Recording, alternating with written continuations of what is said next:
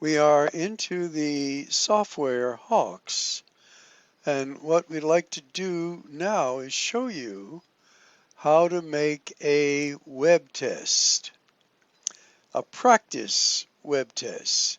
There are some that are officially made and you'll be doing, and if you click on the menu bar, once you are into this dashboard here, web tests, looks like so. Now, these are the ones we normally take in the course, and I'm in the student page, and I've done these, but I want to make a practice test. So I go here where it says practice test. Click on that, and then I want to create a practice test. So go over here, click on this, and I want to give the test a name. So I'm going to say practice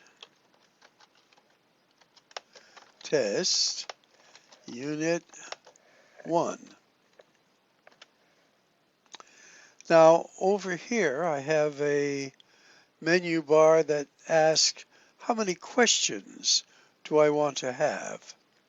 So I click on that and say I'll have 20 questions. And then over here I have a choice of whether I want it timed to feel under the pressure of 75 minutes or whatever. And again, let's say not timed.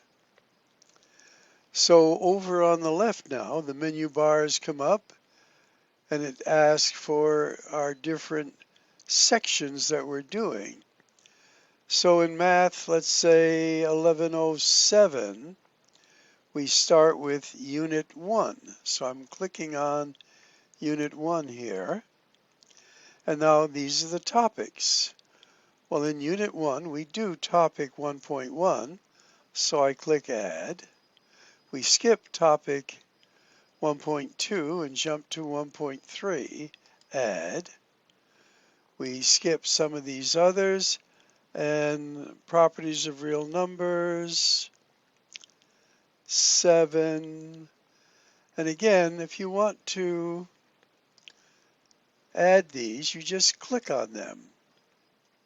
And then going to Unit 2, or Chapter 2, we do 2.1, Add.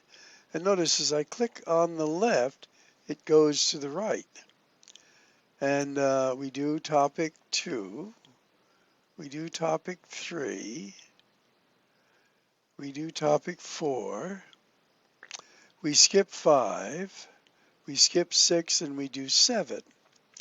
So again, addressing the topics you cover in your particular course, you pick up items from the left, transfer them to the right, and then you say Start.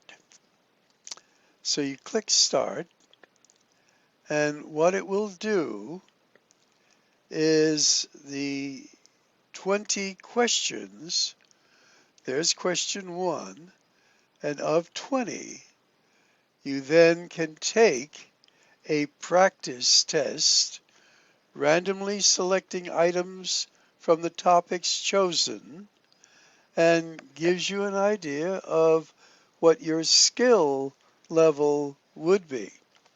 All right, we don't want to make this too long, but after you put in the answers, of course, you'll be able to see which ones were correct and which ones were not. And for the ones that were not correct, you can get tutorial on how to get the correct answer. All right, we'll keep this under 5 minutes.